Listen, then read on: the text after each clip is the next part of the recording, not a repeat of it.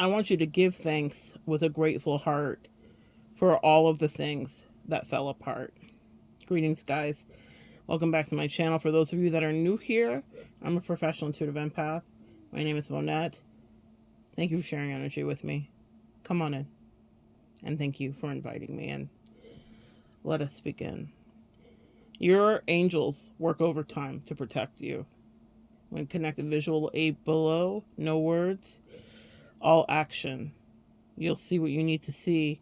And I want you to give thanks for the times that things blew up in front of you so that you would not end up on your knees, so that you would not end up with disease, or you would not end up with whatever. Your angels go out of their way to try to protect you.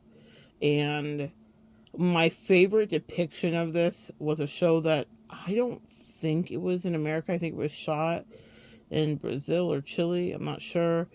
But it was called the Angelis, and it was essentially the inside lives of your guardian angels and how they are always protecting you and getting you out of harm's way. And they kind of talk about how it's a very mundane job because it could be as simple as pushing a pencil out in front of you so that you move this direction instead of that, so the thing that would have fallen on your back doesn't get you.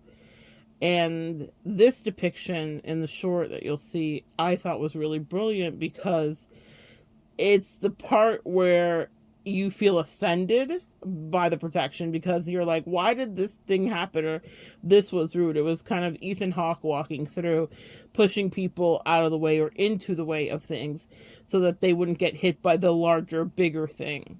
And that's what your angels are doing for you at all times. And it's what my angel said to tell you guys is it's a thankless job because they are always protecting you and they're working very hard to keep you protected. And hard is relative. We're humans. It'd be hard for us. I imagine for them, it's just a walk in the park. But that's what's happening is sometimes you are getting pushed out of the way so that you miss the bigger disaster. Now, you may think like that was rude or that was uncomfortable or why did that fall apart or why didn't this work out for me? And it's because your spirit team's been working overtime to protect you. Your angels and your ancestors have been going out of their way to keep you safe. And they just said, give thanks today. Give thanks for the things that didn't work out. One of my favorite country songs, old school Garth Brooks, sometimes I thank God for unanswered prayers. Be careful when you're talking to the man upstairs. Just because he doesn't answer doesn't mean he don't care. Some of God's greatest gifts are unanswered prayers. Remember that person you prayed for? Remember that situation you prayed for? Remember that job you thought you wanted? Remember that situation you thought you wanted to work out just like this? And it didn't, and you thought, well, why didn't it happen for me? Because of them, because of your spirit team, because God loves you, because you are being protected even when you can't understand it. Remember when you just missed or dodged something, or you decided to go left instead of right, and then you found out that there was a traffic jam, that you would have been sitting in traffic all night. God has a lot of interesting little ways to show the miracle of your life, and that's something that I look for every day. Is a miracle, because every day there is a miracle. Me being here is a miracle. You being here is a miracle. Think about all the millions of functions that happen every day just in your body in order for you to stay on this earth plane for as long as we get to. We are so blessed. We are so highly favored. We are so looked after. We are so loved. This is a love letter to the angels. So whether you believe in them or not, or you've had a full encounter with them, ask them to come through. They will. They'd love to chill. They love to talk to you. And I just love them. I love them because years ago they began to show themselves to me and everyone thought I was absolutely crazy. And now the way that I speak is so normalized. It's on all of our social media. Everyone has their favorite TikTok reader or guru. And it's just a thing we all do now. But I remember when they first showed their face to me and they were like, start talking about us. And I cannot tell you, every single person, my closest friends, my lovers, my twin flame, everybody was like, are you insane? Have you lost your mind? I literally had a friend tell me one day, we were standing doing something, we're at the DMV, and I will never forget Stacy. This is a girl I worked with many years ago in Alabama, and me and Stacy went to take something to the DMV, and she was like, I was talking to the person and I needed it to go through for whatever reason. And I was like, man, angels, please make this go through. And the person behind the glass looked at me and she was like, who are you talking to? I was like, oh, my angels. And Stacy like nudged me and she was like, shut up. Don't like say you're talking to your angels. Like, you sound crazy. Who's crazy now? Stacy. Literally, I'm sure Stacy knows about her angels now too. Do not be ashamed of the spiritual life that is growing in you. Even if your spouse doesn't relate or your friends and family don't relate, do not show your beautiful angels hate or do not be ashamed of them. They love you and they're talking to you all the time. And if you need more clear communication, they said just ask for it specifically. I'm a reader, I'm a writer, I'm a speaker, I'm a talker. So my angels talk to me. And when my friends are with me, they get to see it, meaning they are brought into the magic and the majesty of spiritual communication. And not that it's like, oh, and the skies open up. It's a billboard. It's a car. It's something someone's saying. It's a song playing maybe in another car. It's the license plate. There are ways that my angels talk to me, and it's so loudly that they communicate. And I love being with friends and letting them see that, because it then opens up their understanding to the heavenly realms, which is that it's not as complicated as we make it. If you need a sign spelled out specifically of what you need to understand, because you don't understand this whole, heavenly matrix, because you don't understand that doesn't mean that they won't give it to you. They'll make it so simple. It'll be your favorite song, and just the lyrics that you need to hear will come out, and it'll be the answer to the thing that you've been praying about or that you've been in fear about. They protect us and they communicate with us and they love us in so many ways. And I have spent so much time on spiritual warfare and protecting you and teaching you how to protect yourself and empowering you and helping you understand the psychology of why things did or didn't work out. And the angels said they want their clout, okay? Meaning they're really pushing today. Literally, I got this message and they were like, you need to say this today. You need to let them know that we stand in the way, we push them out of the way, or we push them in the way so they can get out of the way. There's a lot of ways that they like orchestrate magic for you. I have been in so many dangerous situations. I have had so many terrible things happen where people were dastardly or working iniquity. They said we wrestle not with flesh and blood, but with principalities that we can't see. And so I might be dealing with someone that looks like this, but they're co-opted by some other demonic energy. And it's my angels that say, don't look at that smile that's so sweetly being given to you. Look past what you can't see, because we're telling you this person or this entity is coming for you. And then I move out of the way, and people are perplexed. They talk about it amongst themselves. I hear the conversations because I'm clairaudient. I hear people talking sometimes in their head. It's weird and not something that I would advertise earlier, but it's now said and it is what it is. So I'll hear them talking amongst their peers or their groups or whoever they were trying to gang up on me with, and they'll be like, how did she know that we were about to fill in the blank? Because my angels told me so. The same angels that you made fun of me for, the same angels you thought were a joke, are literally like, bitch, nope. Monette, move left, move right. This person is got a knife. This person is stabbing you in the back. This person is demonically incorporated completely, and they are going to get you off track. This person is a lower vibration. This person is a lesson. My angels talk to me, and they've been such a blessing. And what they do, because I love proof, because we're all doubting Thomases. That was one of Jesus' disciples who was like, show me your hands, homie, because I think you were on the cross last week, but you're standing before me today. I don't believe it. It's okay to have doubts. It's okay to be a non-believer of what you cannot conceptualize, and the angels love to put it together for you.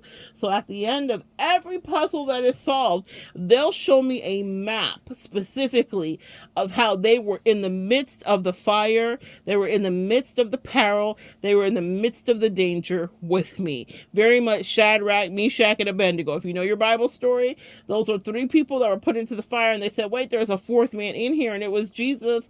Jesus Christo had materialized like a hologram before their eyes and was in there saying, you will not be burned by these flames, because you and I are one and the same, meaning they were of his ilk. They were flesh of his flesh and blood of his blood. They were of his spiritual gravitas to a certain degree. They were an extension of his body. And he said, and so I got you, homies. I'm going to protect you from this fire. It will not burn or singe your skin, not a hair on your head, because that's where the miracles begin, is when God confounds the wise. These angels confound the wise. His spiritual army confounds the wicked and the people that think that they are wise. And so you may not be able to tell a person, I know you're telling lies, but the angels told you, and then you move because you can see through their disguise. And you were gifted and granted spiritual insight because your angel said you've been living right. So many of you guys are living right. You're doing the best you can, and you may not understand God's plan, and you may not understand all this angelic talk, but you are listening when the demonic energies have been trying to infiltrate in you. You are listening to what they're saying to you. You are realizing that the miracle is happening every day in front of you, from your animal totems to your insect totems, to the messages on the billboards, the signs, the songs, to the shorts that pop up that are the messages for you. The angel said, that's all the proof. And if you want proof, sometimes they'll connect the dots for you. I had a situation in my life where I was dealing with someone treacherous AF. Surprise, surprise, surprise, surprise. And she was treacherous to me because she didn't live in authenticity and she was a liar. She may not be treacherous to the rest of the people in her life, but spiritually, sometimes that can be a treacherous person for some of us that are existing in a more pure form. It literally is I'm seeing it's an incompatibility that causes actual physical ailments and rejections in your body. And so she was treacherous, and I got through the storm. But when it was over, it didn't happen while I was in it. I got lots of signs from my angels while I was in it to get out of it. But when I finally passed the test, they showed me how they were there in ways that I didn't see while it was happening to me. And that's the thing that I love about them, because in the midst of your drama, they're there. You may be like, no one's here, very much footprints in the sand. I don't see anybody else here. But the whole time they're carrying you through, and they had a plan, and they're like, just listen to us. And I love that. I'm going to connect the video below. It's me talking about, it's a long one, guys, so it's not one you have to watch. But towards the end, I connect some of the dots of how the whole time I was dealing with something that was not compatible for my soul and spirit. My angels were like, we were in the midst of it. We knew this whole time that we had to get you out of this, and we were hoping you listened. That's the thing. And that's what I will leave you with today. Free will is real. Yes. The spirit realm will not impose on you something that you don't necessarily want to do. They can intercede on your behalf, right? But if you are choosing a path, sometimes like in this short, you'll see he's making split-second decisions to move them out of danger or get them away from something that could cause great pain or end their life or whatever. At one point, he very violently kind of shoves down a couple looking at flowers, and they're kind of like aghast and offended and on the ground like, what the F, man? And 4 seconds later, a car crash hits where they would have been standing. That's what I mean by your angels will intercede in ways that may seem violent even to you. Like, why did this happen? And it's to save your life specifically. But if you are making a conscientious decision to go down a thorny pathway with someone, this happens a lot in our relationships, it's not good for you, the angels will send you signs to get out of it. But you do have free will to do what you want to. How many of you guys have watched people stay in karmic loops and cycles over and over again because they were not listening? You could see it clearly as an outside viewer. You had a higher view because you were not emotionally invested. But the thing is, once you are emotionally invested, the angels want you to know this, that's a tricky spot for them because they cannot make you do anything. If it's a matter of life or death, then they will intercede on your behalf. But that is a quick moment. But if you are making conscientious decisions Moment after moment, day after day, they said, you will have to own it. They will send every sign your way. When I got myself out of that relationship, they sent me lots of signs that we were not compatible, but I was praying, sis, the whole time I was in it. Good, bad, or indifferent. I was like, if this is not right for me, pass this cup before me, okay? The whole time I was in it, I was seeking, like, God, why does this keep hurting? And why is this person treating me this way? And I was asking and seeking. So I was essentially on my face prostrate. That is a real position that you'll see people of the cloth take, because it's modeled after a biblical principle of laying on your face before God. So it's incorporated in a lot of Catholic masses. You'll see priests like flat on their face, flat on the floor. So spiritually speaking, I was on my face before God, because even though I was in the midst of a karmic situation, I was like, this is not my station. Something about this feels off, and it's making me physically sick. I was being repelled in a lot of times from this person. My angels did not like it. Just say that they hated it, hated it. And again, I want you guys to like understand this. I'm talking to you guys as spiritual people to understand. If the person that we talked about would hear this, they'd be like, I wasn't that bad. It wasn't that serious, because that's the matrix they're in. Don't, just because to the rest of the world their behavior would be acceptable doesn't mean that you deserve that, or that you should ingest that, or that you should take that, or that it actually is compatible with you, because it's not, or you wouldn't feel the way you did. She had no idea of all of the signs and symbols I was getting when I was dealing with her, but I was making a conscientious decision to continue to deal with her. And that's where it is tricky with the angels, and they want you to know they cannot yank you out of something that you are free will choosing, especially if you're not praying. What saved me in that relationship wasn't just her diabolicalness and me just being so repulsed and repelled by it and her lies and all the rest of it. It was the fact that I was still humble enough in the midst of my shit. And that's a thing that the devil will trick you with, where the devil will get you in a situation and be like, you don't even deserve to ask God. You don't even deserve to go to the throne of God. You don't even deserve to pray. Like, why do you think you deserve to pray? Look at what you're doing. Look at how you're acting. Look at what you're choosing. That's a trick. The devil is a trickster. The devil is a tricky trickster. And so what I never let the devil do is trick me out of my spiritual sovereignty. I don't care if I'm in the midst of debauchery. I'm still like, Jesus, is this right for me? That's me. I love God completely, okay? God, can you see me? God, it's me, Virginia. Like, I'm down here praying in the midst of it. I've been in moments, girl, y'all, back in the day, in my party days, I've been in moments where, like, there were trays of the cocaine laid before me, and I'd be like, Lord Jesus, God help me, okay? I will pray in the midst of the devil's den, okay? And God has never not once stepped in. I'm going to tell you something. The angels are so amazing. Once I had a friend, still friends with her to this day, a high school friend, girl, if you hear this, and she was very popular with the men, super popular, and she was voted class clown too. She was funny, and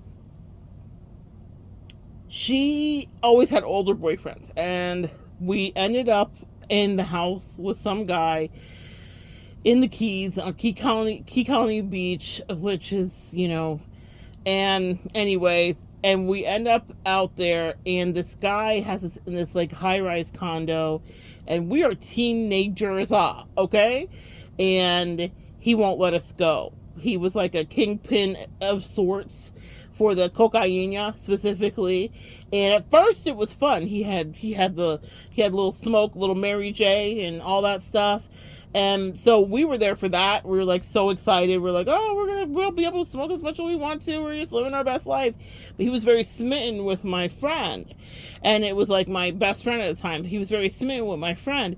And so at first we're like, we hit the jackpot. This is amazing. Da, da, da, da. We weren't interested in the cocaine yet. We weren't interested in the weed. We're living our best little teenagey lives. but then he had essentially like kidnapped us. He didn't want to let us go. He was very smitten. He liked me too, and not in any sexual way, but he was just like, you're so cool and you're so funny. And I was doing my spirituality at the time. It was just a parlor trick to me then. I didn't understand it was going to be my life. So we were talking about God and angels. Look at God. I didn't even know I was going to tell the story. We were talking about God and we were talking about angels. He was asking me questions. All my friends in high school would always ask me questions about spirituality. I was at CU at the pole and all that Christian stuff. So I've always had God in me, no matter how it's turned out here. But it's always been a thing that I've been fascinated with, spirituality. And so people would ask me questions about spirituality. What happens when we pass over? From the time I was a kid.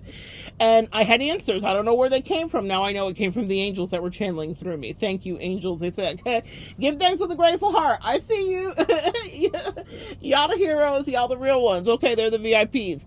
So they were working through me even then, even though I didn't understand it and didn't have a harness on it. And so he was asking me questions. He's like, your friend's so cool. And da-da-da. And when you're on coke, he was on coke.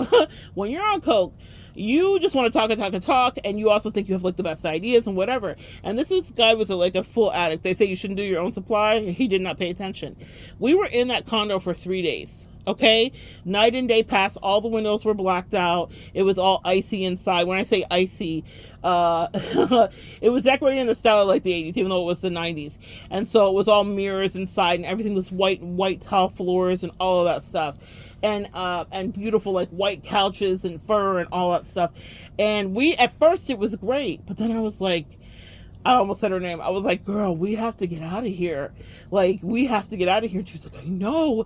He won't let us go. He was in love with her, whatever the case may be. He was way older than her. A whole bunch of debauchery, y'all. And I went to the throne. I said, angels, if there's a way out of here, you need to let me know. Because we felt beyond ourselves. He had special locks and doors and all kinds of stuff and codes. Well, this is way before technology is what it is today. So we were very impressed because it was kind of like state of the art for the time. So we couldn't just like open a door and leave. Specifically, this one time I had no idea I was going to tell the cocaine kidnap story. Girl, but guess who prayed? I did. Guess what my angels did? Gave me a way out, and I was able to figure something out and talk to him in a certain way. And then he and I began to pray. Come on, man. My angels, I love it. We began to pray, and there was something about ordering a pizza. And with that pizza, my angels put that in my head, which we had food there at the time. He didn't care about food because when you're on coke, you don't want to really eat. He was drinking and doing his coke, but we were on the weeds. We were like, hey, we need something to eat. And he was feeding us. And then something happened. And I was like, hey, we really need a pizza. And I specifically knew a guy because I had been a waitress at the Pizza Hut. And so I knew specifically which delivery guy. I called the pizza. He was like, yeah, it's fine. That's fine. You can use my phone to call. This isn't before cell phones. We all have beepers then. We didn't have cell phones at the time. He did have a phone.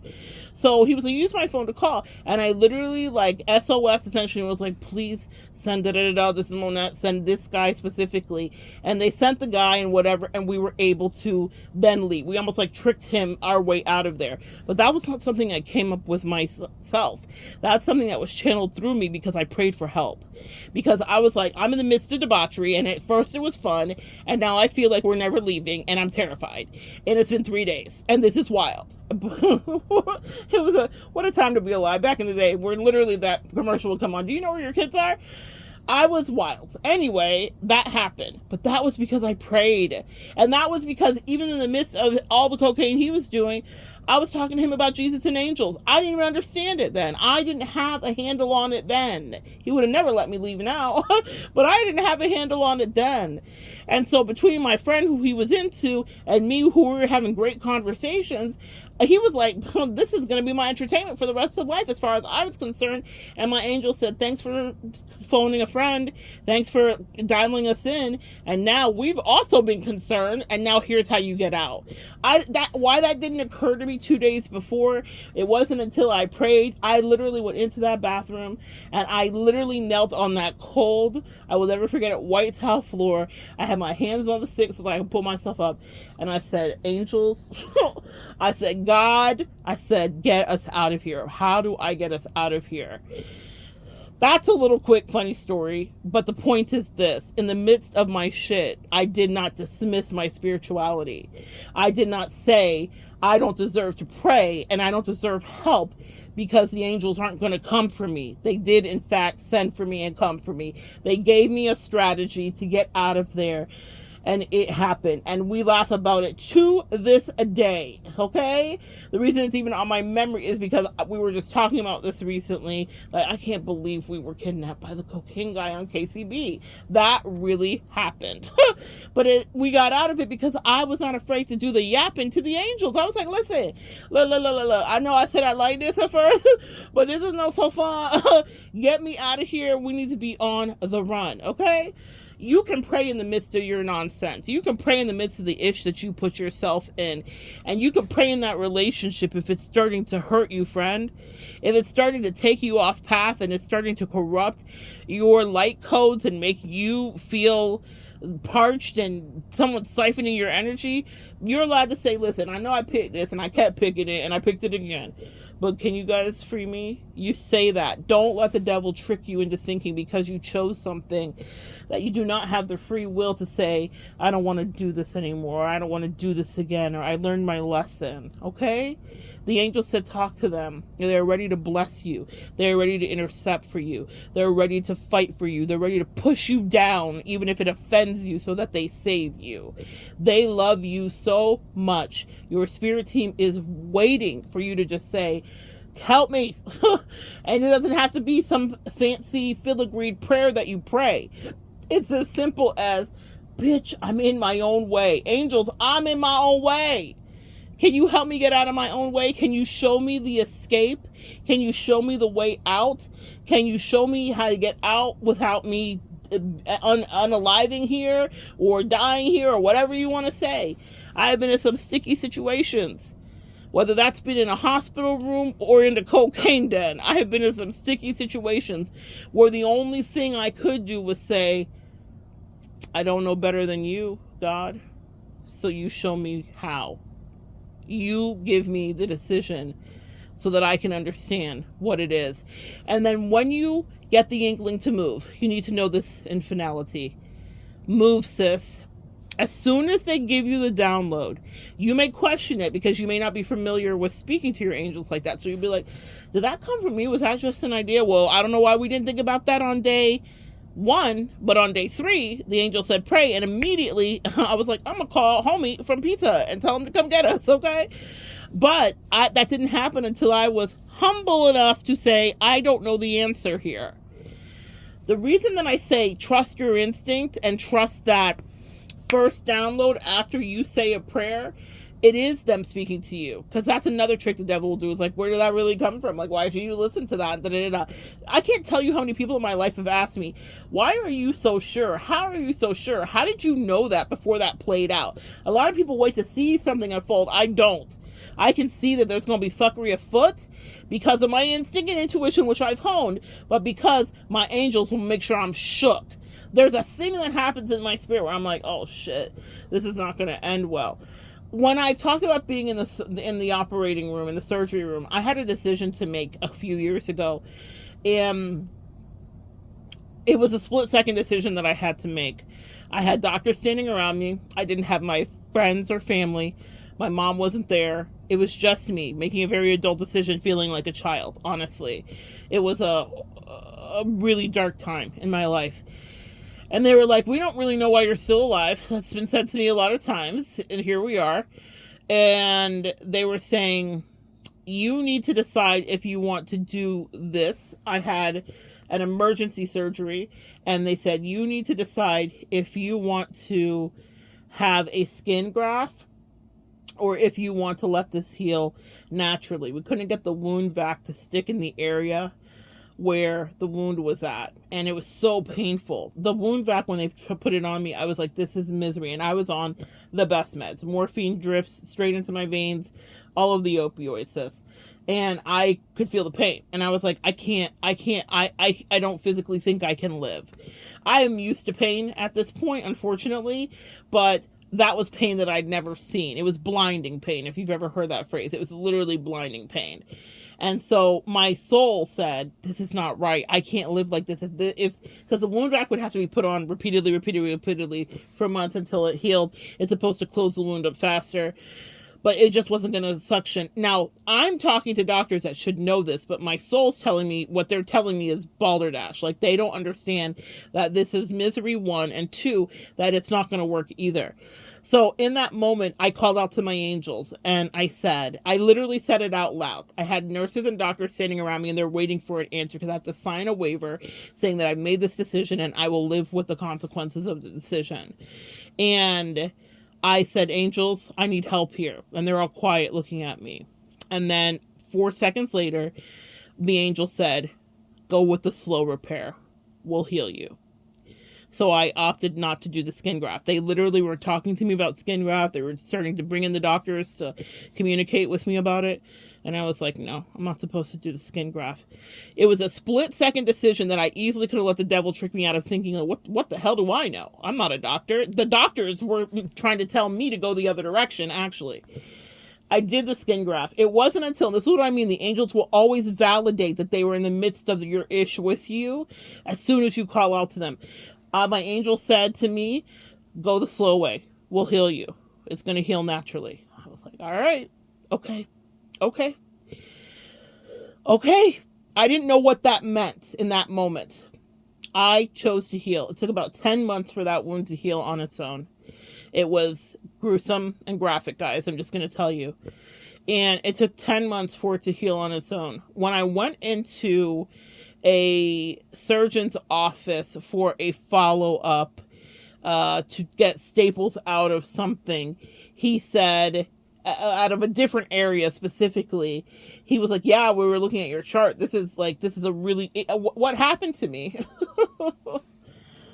Oh God, guys, I never really talked about it on here, but it was a uncanny and unique and not born of any normal circumstances. It was a freak illness, okay? One that's so specific that if I were to say it, you've heard of it, but it was so specific that I got an insurance payout because of it. Because an insurance people wrote it into a clause because they thought, what are the chances that this will really happen and we'll really have to pay this out, essentially. And I happen to have some supplemental insurance that covered me, and I actually got a check because of how crazy that situation was. Now, it was so wild, y'all. It was so wild. It was nerve-wracking to the doctors. They were like, we don't understand how this happened. We're trying to figure it out. It was a lot, guys. So I'm in the midst of a very scary situation. I'm in the midst of the opposite of the cocaine den, except it's like my life is at risk. And I have to make this adult decision again, feeling like a kid. In those moments when you're sick, all you want is your mom. It's like this instinct. I just want someone to make this decision for me and to tell me what's going to be right. And the angels became my mom that night. My God, I feel so blessed. When I went into that surgeon's office, he said, wow, your case is not only a mess, it's like something we're talking about because it's so specifically strange that these series of events happen. And he said, first of all, a lot of people don't live. Second of all, you could have lost body parts specifically.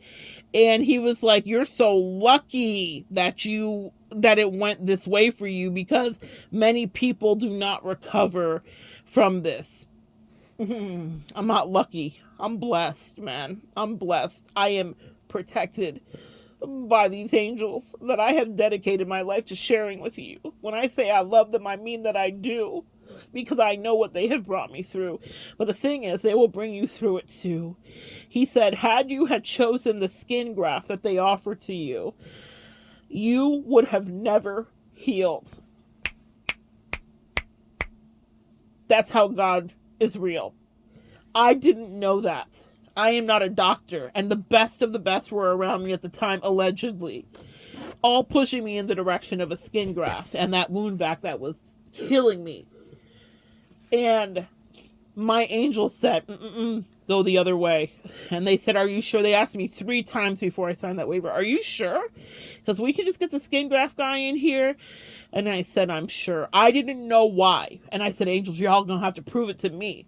because they're saying I'm going to die, or they're saying I'm never going to heal. And he told me, he's like, I'm actually impressed that you made this decision, because what they didn't tell you is the location of your wound. Wound vac would have never stuck. He was a specialist in it, but he was not there that day in the emergency room when I had emergency surgery. So he was saying to me, I was referred to him after, and he was like, it would have never stuck. And so also what they didn't tell you about that is skin grafts take about 2 to 3 years to heal, and there's always complications with them if they're not in the perfect spot, and sometimes the body will reject it. And he was like, specifically where your wound was, where the 10 inches of body part that you had cut off were, he said, you would have never healed. It would have got infected. It would have been disastrous. It would have, he named all the things that the angels didn't scare me in that moment. You guys get it? They didn't tell me all of that. They just said, go left. And I don't question them. I don't question them with my life and my health. I don't question them in my love life. I don't question them with my friends. When they show me that someone wants to bring my life to an end, someone's not my friend, someone doesn't give a damn about me, someone's not my lover actually, or doesn't care about me, I don't negotiate with terrorists and demons. I cut myself free, because the angels are the ones that have never, ever forsaken me. So when people are like, where you get this unwavering faith, and how come you didn't let me play in your face? Like, everyone lets me play in their face, because I trust the angels that saved my life repeatedly. So I don't care if it's as small as a left or a right on a bright sunny day, or if it's a get this lover the hell out my way, or if it's a no, I'm not going to do the skin graft. I'll heal in my own way if it takes many days. That surgeon confirmed for me. That's what I mean by the angels will come around with the answer key when it's over, to prove to you that they were in the midst of it with you. He said, this would have been a disastrous choice for you, and you probably would have died from an infection because it just wasn't going to heal, and that skin graft wouldn't have took, and you would have been pretty much not only miserable in your last days, but you might have gone gangrenous. He really described it in great graphic detail to me. But I didn't know that in that split second, but I knew that the angels don't lie to me. So when I said I'll sign the waiver and I'll take my licks, I'm not going to tell you that healing it naturally was easy. It was excruciating and humbling in ways that I can never communicate here. It was wound care on a daily basis it was horrific. I wouldn't wish it on my worst enemy, but I'm so grateful because the angel said, we got you, B. I promise you, if you go this way, you will live to teach another day. I'm so grateful. And so as much as it started out just fun and light, it's that serious, because sometimes those angels are really intervening in your life. That right decision was made, and I had no one to consult with, no one to call. I have doctors in my family, aunts that are doctors, nephews that are doctors, nephew-in-laws. I didn't have anybody to call in that moment but God. Sometimes you'll be in a situation where it's just God and you, where I just said, listen, you're going to have to do what you do. You have to do your big one here, because these people are telling me to go this direction, but I'm hearing you in my ear. So I'm going to choose the heavenly protection. I'm going to choose that heavenly insurance. And God, bless it, was he right? He guided me to a much better quality of life, even though I went the long way. Your angels always have something to say. So trust that first thing that pops into your head. Do not think that you're crazy. It is truly you being led. They want to talk to you. It's fun too. It's not always serious and sad and dangerous. Sometimes it's funny. I laugh with my angels all the time, because they like kind of they're like jokesters or like pranksters. So it's kind of funny. We have a great relationship. Probably my favorite relationship in my entire life has been with my spiritual team. You know, being on earth as an earth angel is tough. You guys know. And people give you a hard way to go. And they're so mean. And I had to depend on my spiritual team, because people were so unkind to me so repeatedly that I was like, there has to be a way out of this misery. And so sometimes if you feel like nothing in your life is going right, it might be your spirit team drawing you towards the light so that you can outgrow your codependency on people and their validation. The only people that I care about, the only validation that I care about, I should say, comes from a holy nation. It comes from a royal priesthood. It comes from a spirit team that I can't see physically, but man, I know they ride for me. And that really helped me to heal my codependency. Maybe someone here needs to hear that. If the validation of people has mattered a lot to you, start depending on God. He has so much he wants to talk to you about. So much he wants to tell you. There are funny jokes. There are miracles that happen. My life is magical. And I'm not just saying that. Like, I live in a reality that feels sometimes like a fairy tale, where animals talk and birds sing and insect totems show up, and I feel like the whole world is laughing. Or sometimes it looks like I've done acid. Like, I live such a beautiful life. I believe they allow me to see things differently because I'm committed to making sure that I share with you guys about their incredible energy and how they want to not just set you free and protect you and save you, but just sometimes hang out with you. I was able to ask that very serious question in that pivotal moment in my life because I'd hung out with them on starry skied nights. That's the message for today. Talk to your angels. They have so much to say. So good sharing energy with you guys. Come back and join me next time. We'll continue to evolve together.